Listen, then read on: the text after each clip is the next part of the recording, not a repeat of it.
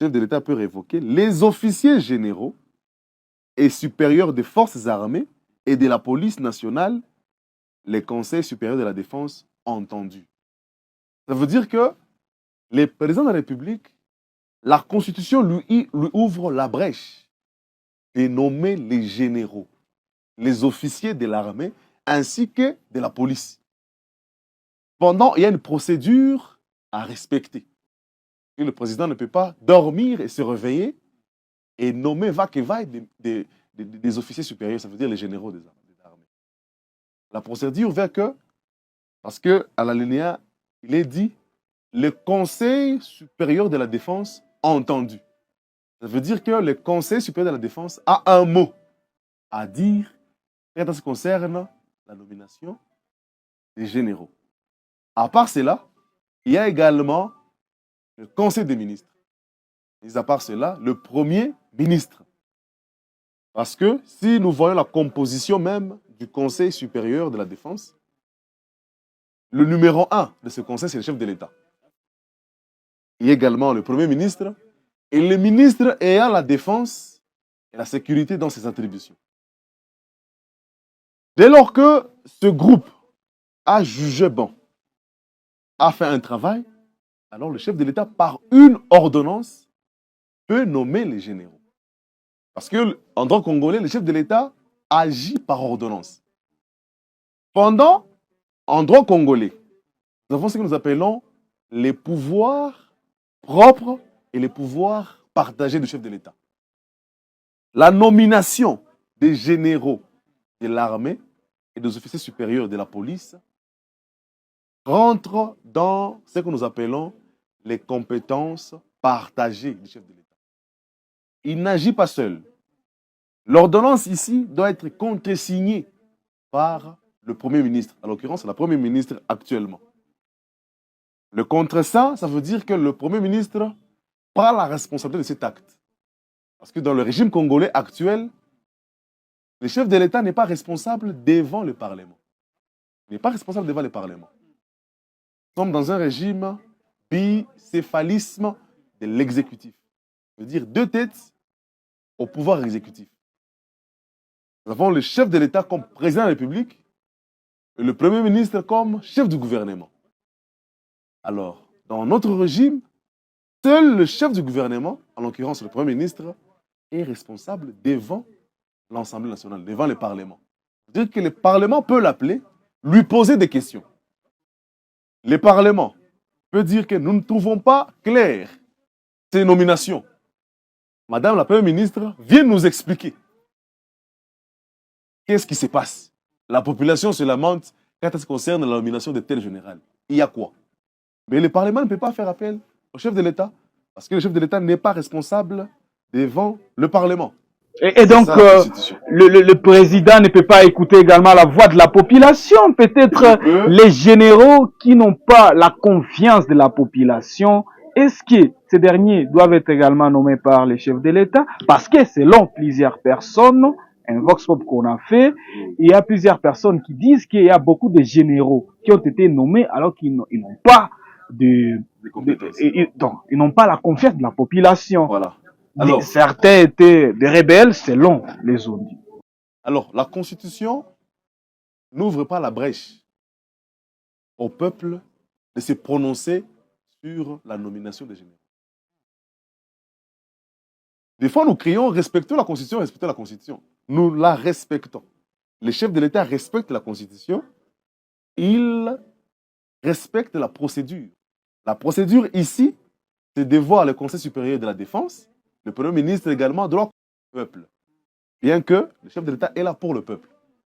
Ça maintenant, c'est ce petit quoi qui peut se faire voir. Parce que même pour nommer les généraux, il y a des conditions. C'est quoi ces conditions? Tu ne peux pas dormir et te réveiller, tu es nommé général.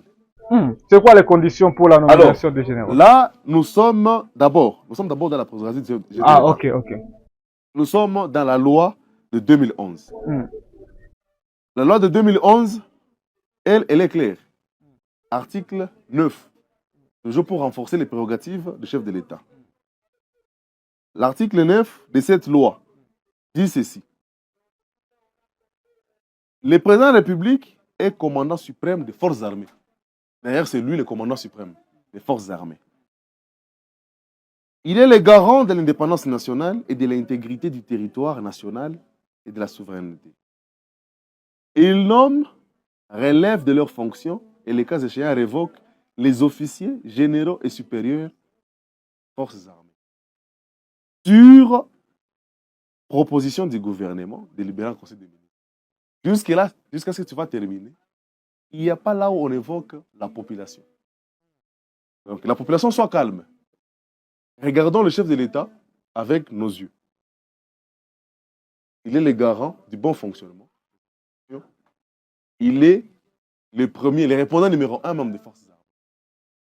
Pendant, pour les conditions, la loi de 2013 portant statut des militaires au Congo donne en tout cas certaines conditions. Voilà pourquoi nous allons passer en revue vite. Nul ne peut être recruté dans le cadre des officiers ou sous-officiers s'il ne satisfait pas aux conditions suivantes. Là, nous sommes à l'article 27. 1. Il doit être de nationalité congolaise. 2. Être de bonne moralité. 3. N'avoir pas été condamné par des faits contraires à l'honneur, à la probité et aux bonnes mœurs. Être reconnu par la commission ad hoc instituée par les ministres ayant dans ses fonctions la défense nationale. Alors, il y a plusieurs conditions. Déjà, il y a ceux-là qui disent que certains généraux sont des Rwandais. Selon certaines personnes. Oui. Déjà, c'est la première contestation de la population. Certains généraux sont des Rwandais. Alors, la nationalité en RDC ne se prouve pas par la morphologie. Non plus par la rhétorique. Par la rhétorique. La nationalité congolaise peut se prouver par des pièces d'identité, en l'occurrence, le certificat de nationalité. Et plusieurs autres pièces pour en tout cas accéder à un poste aussi stratégique qu'un général des forces armées. Ça veut dire, par la morphologie, on ne peut pas dire que tel est rwandais, tel est congolais. Alors que ceux-là qui sont en train de dire qu'il y a des officiers qui ont été nommés qui sont rwandais, qui l'éprouvent. Actori, il y a un principe de droit qui dit actori incumbit probatio. Ça veut dire celui qui allègue les faits doit les prouver. Incumbit probatio. Actori incumbit probatio. Ah, c'est du latin. Charge, oui. La charge de la preuve incombe à celui qui allègue les faits. Tu dis que tel général est rwandais. Puis avec les pièces qui prouvent qu'il est réellement rwandais. Donc c'est à celui qui accuse de prouver. De prouver qu'il est rwandais. Ce n'est pas au chef de l'État de venir vous prouver qu'il n'est pas rwandais. C'est vous qui accusez. Venez avec des preuves. Montrez les certificats de nationalité rwandaise. Dites que tel général est rwandais. Mais pas la morphologie comme ça. Nous devons quitter ces faux débats qui risquent même de diviser le pays. Oh, par le nom. Qu'est-ce que le code de la famille dit quand ça concerne le nom?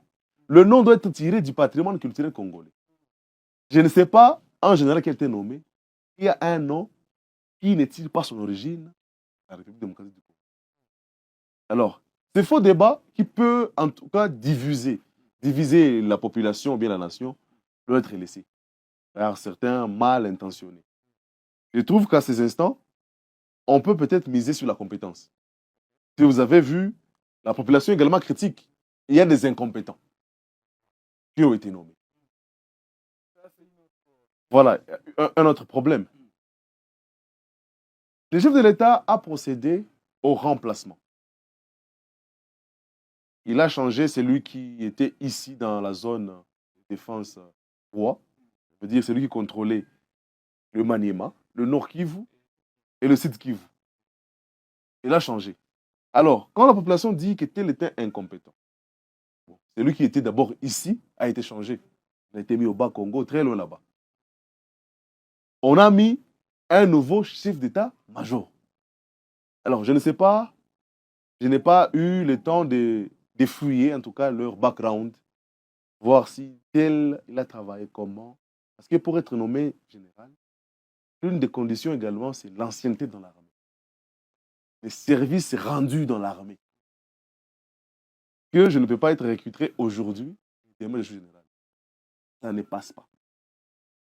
D'ailleurs, pour ces grands rangs, pour ces grands titres, ces grands postes, il faut une école. Il faut avoir fait des études militaires. Alors, selon ce que j'ai appris, je n'ai pas de précision, les généraux qui ont été nommés ont des études d'abord dans les services militaires. Ils ont étudié l'art de la guerre. Voilà pourquoi le chef de l'État a nommé. Comme ce sont les militaires, nous sommes vraiment un peu réservés. Nous sommes réservés Oui. de parler leurs noms, de citer leurs noms au cours de l'émission, comme ce sont des militaires, les autorités, nos autorités. Mais nous devrions commencer à citer tout le monde avec son nom pour savoir si réellement leur nom tire l'origine. Dans les patrimoines congolais.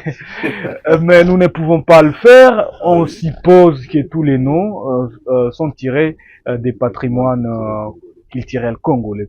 Alors, monsieur Jozo Kapil, parlons maintenant de ce que vous attendez en tant que maître, en tant qu'un homme de droit sur ces généraux qui ont été nommés afin de mettre fin à la guerre à l'est de la RDC.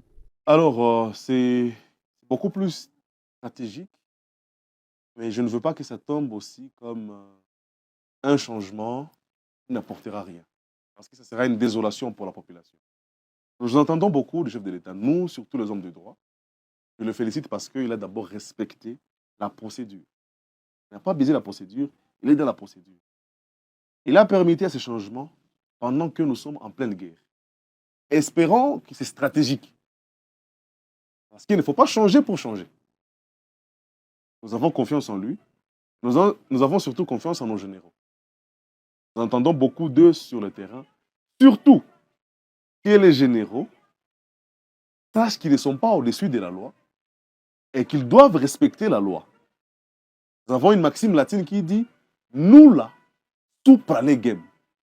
C'est-à-dire? Nul n'est supérieur à la loi. Nulla supra legem. Supra legem. Nul n'est au-dessus de la loi. Même le chef de l'État, il est en dessous de la loi. Le chef de l'État, d'ailleurs, je l'aime parce qu'il prône l'État des droits. L'État des droits veut dire que les dirigeants et les dirigés sont soumis à la loi. Des fois, en RDC, c'est une critique. Quand on est militaire, on se croit au-dessus de la loi. On peut faire tout ce qu'on veut. Alors, les généraux ici, je pense qu'ils sont très bien formés. Voilà pourquoi ils ont été promus. Qu'est-ce que vous attendez d'eux? Nous entendons d'eux, d'abord, le respect de la loi.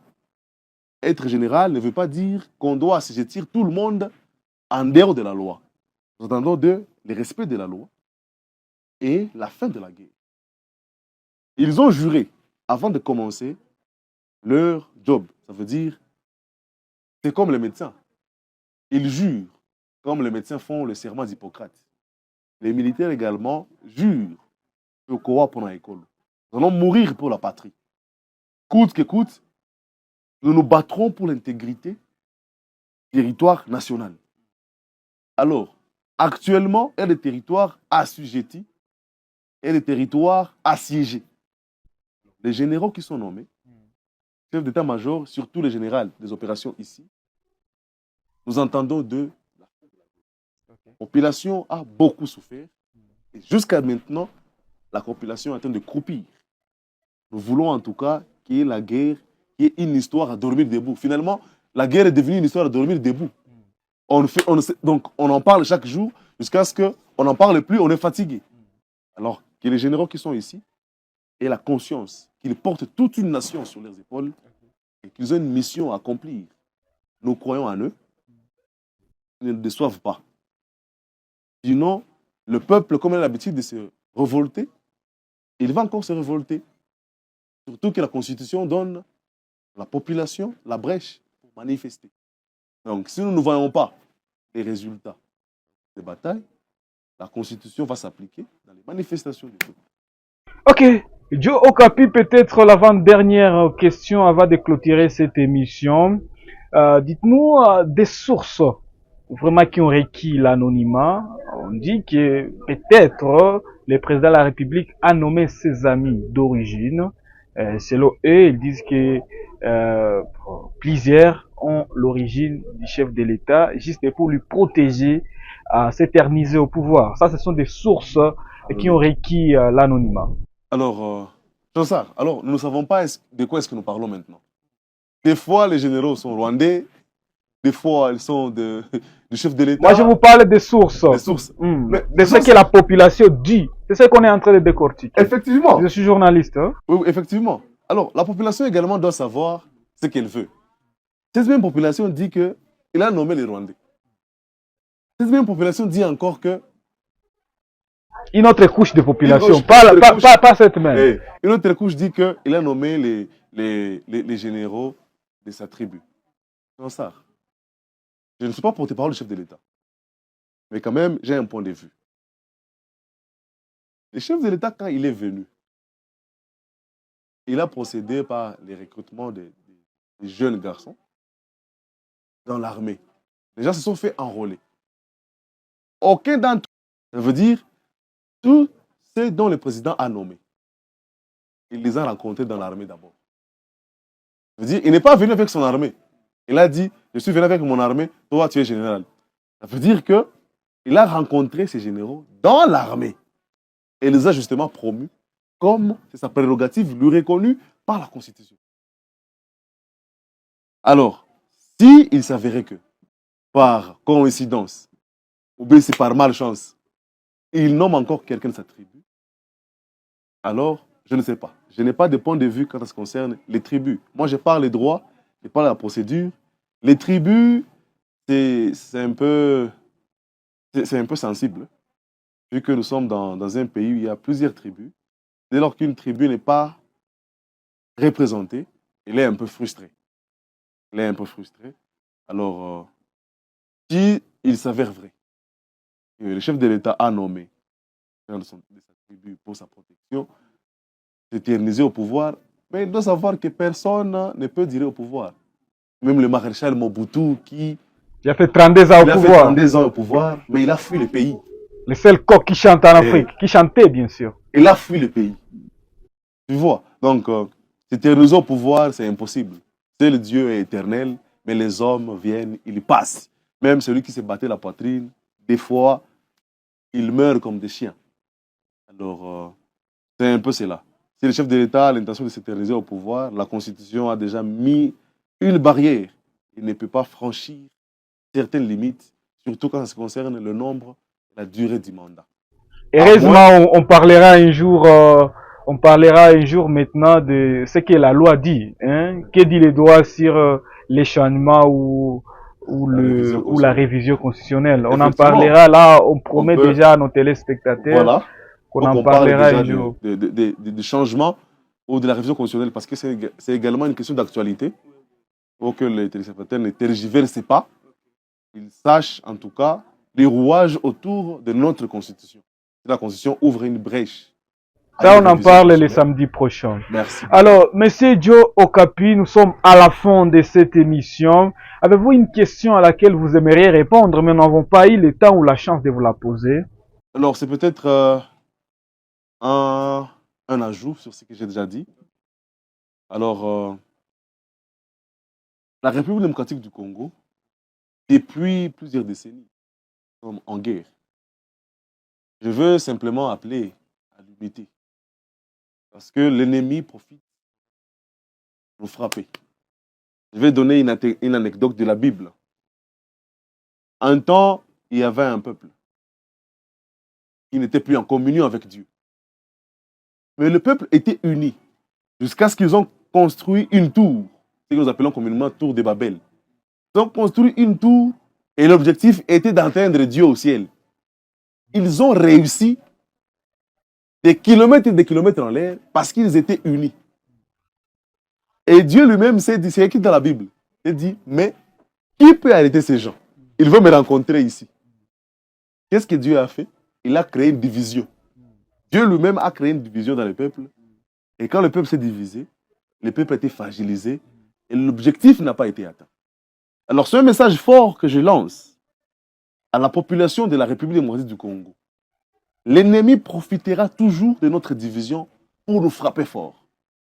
Dès lors qu'il trouve une résistance dans l'unité, il fuira loin de nous. Même Dieu craint un peuple qui est uni. La crainte de Dieu n'est pas craindre et fuir, mais il redoute un peuple uni. Peuple congolais, soyons unis. Et c'est nous qui allons mettre fin. L'ennemi cherche à nous diviser pour mieux régner. Ce n'est pas moi qui le dis, c'est Joe Okapi, maître Josué Okapi, celui qui est donc notre invité de cet avant-midi dans Que dit les droits, cette très belle émission qui vous parvient tous les samedis sur Wab Info TV. Monsieur Joe Okapi, a été notre honneur de vous recevoir dans ces 4 murs, ces beaux cadres de Wab Info TV. Hein. C'est vous que je remercie. Je crois que les samedis prochains, vous viendrez avec la même énergie, la même matière, et ça sera toujours impeccable comme aujourd'hui. Effectivement, le samedi prochain, nous prenons rendez-vous pour la révision et les changements de la Constitution.